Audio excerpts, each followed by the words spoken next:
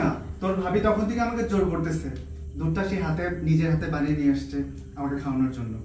বুঝলাম ভাবি এই দুধটা তোমার জন্য বানিয়েছে, কিন্তু এর আগে কি কখনো তোমাকে দুধ খাওয়ার জন্য এত জোর করেছে ভাইয়া?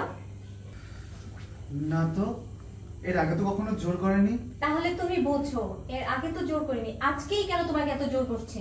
এর মানে কোনো গন্ডগোল আছে। এই তুই এসব কি বলছিস? হ্যাঁ, কি গন্ডগোল থাকবে?